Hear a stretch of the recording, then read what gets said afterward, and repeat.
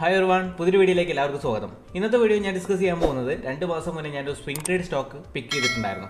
Pharmaceutical സെക്ടറിൽ വരുന്ന ഒരു മിഡ് ക്യാപ് സ്റ്റോക്ക് ആയിരുന്നു ഇത്. സ്റ്റോക്കിന്റെ പേരെന്ന് പറയുന്നത് 2 മാസം കൊണ്ട് ഒരു 66% റിട്ടേൺസ് ആണ് എനിക്ക് ഇതിൽ നിന്ന് ജനറേറ്റ് ചെയ്യാൻ പറ്റിയിട്ടുള്ളത്. ഈ ഒരു സ്റ്റോക്ക് ഞാൻ ഇൻവെസ്റ്റ് ചെയ്യാനുണ്ടായ റീസൺസ് ആണ് ഞാൻ ഇവിടെ ഡിസ്കസ് ചെയ്യാൻ പോകുന്നത്. സോ നമുക്ക് വീഡിയോയിലേക്ക് പോകാം. My name is Akhil. Welcome to Entrifin academy. ഇപ്പോൾ നിങ്ങൾ കണ്ടുകൊണ്ടിരിക്കുന്നത് ന്റെ വീക്കിലി ചാർട്ടാണ്. ഈ സ്റ്റോക്ക് ലോഞ്ച് ചെയ്ത് 2021 സെപ്റ്റംബറിലായിരുന്നു. ആൻഡ് ക്രിയേറ്റ് ചെയ്തിട്ടുള്ള ഓൾ ടൈം ഹൈ എന്ന് പറയുന്നത് 1434 എന്ന് പറയുന്ന ലെവലായിരുന്നു. പിന്നീട് ഒരുപാട് കാലം മാർക്കറ്റ് ആ പ്രൈസിന് താഴെയാണ് ട്രേഡ് ചെയ്യപ്പെട്ടിട്ടുണ്ടായിരുന്നത്. ഈ ഒരു ലെവൽ നമുക്ക് കാണാം. ഒരുപാട് നാളത്തെ കൺസോളേഷൻ കാണാൻ സാധിക്കുന്നുണ്ട്, അല്ലെങ്കിൽ ഒരു അക്യുമുലേഷൻ സ്റ്റേജ് കാണാൻ സാധിക്കുന്നുണ്ട്. പൊതുവേ ഇത്തരത്തിൽ അക്യുമുലേഷൻ സ്റ്റേജ് ബ്രേക്ക് ചെയ്യുന്ന സമയത്ത് നല്ല രീതിയിലുള്ള മൊമെൻറ്റം കാണാൻ സാധിക്കാറുണ്ട്. അപ്പോൾ ഈ ഒരു all time high level break ചെയ്യാൻ പറ്റുമോ എന്നുള്ളതാണ് മാർക്കറ്റ് ട്രൈ ചെയ്തിട്ടുണ്ടായിരുന്നത്. പക്ഷേ നമുക്കവിടെ ഫെയിലിയർ ആവുന്നതായിട്ട് കാണാൻ സാധിക്കുന്നുണ്ട്. 2023 ജൂണിലും ട്രൈ ചെയ്തു, ആൻഡ് 2023 ആഗസ്റ്റിലും മാർക്കറ്റ് ട്രൈ ചെയ്തിട്ടുണ്ടായിരുന്നു. ഫെയിലറായി മാർക്കറ്റ് വീണ്ടും ഒരു കൺസോൾട്ടേഷൻ ലെവലിലേക്ക് പോകുന്നതായിട്ട് കാണാൻ സാധിച്ചിട്ടുണ്ട്. ബോട്ടം ലെവലിൽ നമുക്ക് നല്ല രീതിയിലൊരു ബ്യൂട്ടിഫുൾ ട്രെൻഡ് ലൈൻ കാണാൻ സാധിക്കുന്നുണ്ട്. ട്രെൻഡ് ലൈൻ റെസ്പെക്ട് ചെയ്യുന്നതിനനുസരിച്ച് നല്ല രീതിയിലൊരു ബൈയിങ് ഒക്കെ നമുക്ക് കാണാൻ സാധിക്കുന്നുണ്ട്. അപ്പോൾ നല്ലൊരു ട്രെൻഡ് ലൈനാണ്, നല്ല സപ്പോർട്ടീവായിട്ടുള്ള ട്രെൻഡ് ലൈൻ ആണെന്നുള്ളത് നമുക്ക് മനസ്സിലാക്കാം. അപ്പോൾ ഞാനിവിടെ എക്സ്പെക്ട് ചെയ്തത് ഈ ട്രെൻഡ് ലൈനിൽ വന്ന് ടെസ്റ്റ് ചെയ്തതിനു ശേഷം നല്ല രീതിയിലൊരു ബൈയിങ് കാണാൻ സാധിക്കുന്നുണ്ടല്ലേ. അപ്പോൾ ഈ ഒരു ബൈയിങ് ആക്ച്വലി ഈ ഒരു റെസിസ്റ്റൻസ് ലെവലിനെ ബ്രേക്ക് ചെയ്യാൻ സാധിക്കുമെന്നാണ് ഞാൻ എക്സ്പെക്ട് ചെയ്തിട്ടുണ്ടായിരുന്നത്. പക്ഷേ അവിടെ ഒരു വീക്കിലി ക്യാൻഡിൽ സ്ട്രോങ് ആയിട്ട് ക്ലോസ് ചെയ്യണമെന്നുള്ളത് എനിക്ക് നിർബന്ധമായിരുന്നു. ഈ ലെവലിന് മുകളിൽ ക്ലോസ് ചെയ്യണമെന്നുള്ളത് നിർബന്ധമായിരുന്നു. പക്ഷേ വീക്കിലി ക്യാൻഡിൽ അതിൻ്റെ മുകളിൽ ക്ലോസ് ചെയ്തിട്ടില്ല. വീണ്ടും വീക്കിലി ക്യാൻഡിലുകൾ ആ ലെവൽ ബ്രേക്ക് ചെയ്യാൻ ട്രൈ ചെയ്തെങ്കിലും കൃത്യമായിട്ടുള്ളൊരു ക്ലോസിങ് അവിടെ കിട്ടിയിട്ടുണ്ടായിരുന്നില്ല. പിന്നീട് വീണ്ടും മാർക്കറ്റ് ചെറിയ രീതിയിലൊരു സെല്ലിംഗ് പ്രഷർ കാണാൻ സാധിക്കുന്നുണ്ട്. അപ്പോൾ എനിക്ക് കിട്ടിയിട്ടുള്ള അടുത്തൊരു കൺഫർമേഷൻ എന്താണെന്ന് വെച്ച് കഴിഞ്ഞാൽ ഇവിടെ ഒരു ഫ്ലാഗ് ആൻഡ് പോൾ പാറ്റേൺ ഫോർമേഷനാണ്. സോ ലിക്വിഡിറ്റി ഫോർമേഷൻസ് അവിടെ ക്രിയേറ്റ് ആവുന്നുണ്ട്. അപ്പോൾ നമുക്ക് എടുക്കാൻ പറ്റുന്ന ഒരു കൺഫർമേഷൻ എന്ന് വെച്ച് കഴിഞ്ഞാൽ ഒരു ഹൈ ഫോം ചെയ്തു, ദെൻ ഒരു ലോ ഫോം ചെയ്തു, വീണ്ടും ഈ ലെവലിനെ മാർക്കറ്റ് ബ്രേക്ക് ചെയ്യുകയാണെന്നുണ്ടെങ്കിൽ ഒരു ഹയർ ഹൈ ഫോർമേഷനിലേക്ക് മാറും. അതായത് മാർക്കറ്റ് ഒരു ബുള്ളി സ്ട്രക്ചറിലേക്ക് മാറുമെന്നുള്ളൊരു എക്സ്പെക്റ്റേഷനാണ് എനിക്കുണ്ടായിരുന്നത്. അപ്പോൾ അതിന് വേണ്ടിയിട്ട് ഒരു വീക്കിലി ക്യാൻഡിൽ അഗെയിൻ ഈ ഒരു റെസിസ്റ്റൻറ്റ് ലെവലിൻ്റെ മുകളിൽ ക്ലോസ് ചെയ്യണമെന്നുള്ളത് എനിക്ക് നിർബന്ധമായിരുന്നു. അതായത് മുന്നേ ഉണ്ടായിട്ടുള്ള റെസിസ്റ്റൻറ്റ് ലെവലല്ല, തൊട്ടടുത്തായിട്ടുണ്ടായിട്ട് അല്ലേ. ഈ ലെവൽ ബ്രേക്ക് ചെയ്തിട്ട് ഒരു റിയാക്ഷൻസ് നമുക്കിവിടെ വന്നല്ലോ. ബ്രേക്ക് ചെയ്ത ശേഷം അത് ഫെയിലിയർ ആയി. പക്ഷേ ഈ ഒരു ഹൈ ലെവൽ വരെ മാർക്കറ്റ് പോയിട്ടുണ്ടായിരുന്നു. ആ ലെവലിൻ്റെ മുകളിൽ മാർക്കറ്റ് ക്ലോസ് ചെയ്യുകയാണെന്നുണ്ടെങ്കിൽ ഒരു എൻട്രി പ്ലാൻ ചെയ്യാം. ഒരു വീക്കിലി ക്യാൻഡിൽ ക്ലോസ് ചെയ്യുകയും പുതിയൊരു വീക്കിലി ക്യാൻഡിൽ അതിൻ്റെ മുകളിൽ ഓപ്പൺ ചെയ്യുകയാണെന്നുണ്ടെങ്കിൽ ഒരു എൻട്രി പ്ലാൻ ചെയ്യാം എന്നുള്ളതായിരുന്നു. പക്ഷേ എക്സ്പെക്ട് ചെയ്ത പോലെ തന്നെ മാർക്കറ്റ് മൂവ് ചെയ്തില്ല. എൻ്റെ പ്രൈസ് എന്ന് പറയുന്നത് 1468 എന്ന് പറയുന്ന ലെവലിൻ്റെ മുകളിൽ ക്ലോസ് ചെയ്യുകയാണ്.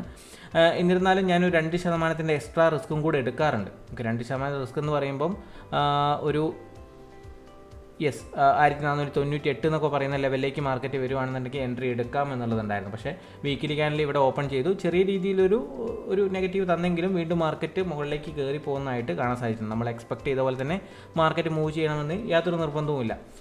വീണ്ടും 1.5 മാസത്തിന് ശേഷമാണ് ഞാൻ എക്സ്പെക്ട് ചെയ്ത റേഞ്ചിലേക്ക് മാർക്കറ്റ് വന്നിട്ടുള്ളത്. അതായത് കൃത്യമായിട്ടുള്ള എൻട്രി പോയിന്റിലേക്ക് മാർക്കറ്റ് വന്ന സമയത്താണ് ഞാനൊരു എൻട്രി പ്ലാൻ ചെയ്തിട്ടുണ്ടായിരുന്നത്. ഇവിടെ എൻട്രി പ്ലാൻ ചെയ്തു. എൻ്റെ സ്റ്റോപ്പ് ലോസ് ഞാൻ പ്ലാൻ ചെയ്തിട്ടുള്ളത് ലാസ്റ്റ് ക്രിയേറ്റ് ചെയ്തിട്ടുള്ള സ്വിംഗ് ലോയ്ക്ക് താഴെയാണ്. വളരെ സേഫ് ആയിട്ടുള്ള സ്റ്റോപ്പ് ലോസ് ആണ്.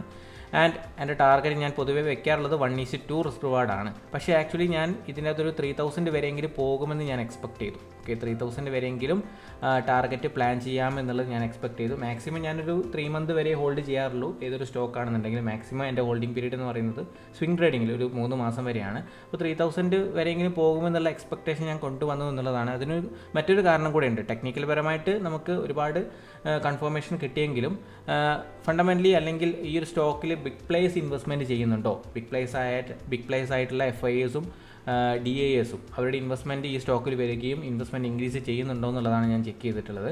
അപ്പോൾ ജൂൺ ക്വാർട്ടറിൽ നോക്കുകയാണെന്നുണ്ടെങ്കിൽ 12.93%, ഡൊമസ്റ്റിക് ഇൻസ്റ്റിറ്റ്യൂഷൻസ് FIAs ആണ് 12.93%, ഡൊമസ്റ്റിക് ഇൻസ്റ്റിറ്റ്യൂഷൻസ് 14.81% ഇൻക്രീസ് ചെയ്തിട്ടുണ്ട്. സെപ്റ്റംബറിലാണെന്നുണ്ടെങ്കിലും പിന്നീട് അവർ ഇൻക്രീസ് ചെയ്യുകയാണ് ചെയ്തിട്ടുള്ളത്.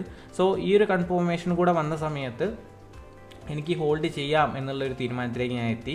എന്നിരുന്നാലും 1:2 റിസ്ക് റിവാർഡ് എത്തിയ സമയത്ത്, അതായത് 1:2 എന്ന് പറയുമ്പോൾ ഒരു 36% എത്തിയ സമയത്ത് ഞാൻ എൻ്റെ 50% ക്വാണ്ടിറ്റി എക്സിറ്റ് ചെയ്തു. 50% എക്സിറ്റ് ചെയ്യുകയും ബാക്കിയാണ് ഞാൻ ഫൈനൽ ടാർഗറ്റിന് വേണ്ടിയിട്ട് റൈഡ് ചെയ്തിരുന്നത്. അതായത് 3000 പ്രൈസ് റേഞ്ചിലേക്ക് റൈഡ് ചെയ്തിട്ടുണ്ടായിരുന്നത്.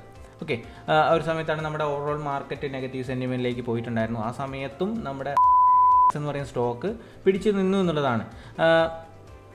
നിലവിലുണ്ടായിരുന്ന ഓൾ ടൈം ഹൈ ലെവൽ എന്ന് പറയുന്നത് എത്രയാണ്? 2000 390 എന്ന് പറയുന്ന ലെവലായിരുന്നു ഓൾ ടൈം ഹൈ ലെവൽ ഉണ്ടായിരുന്നത്.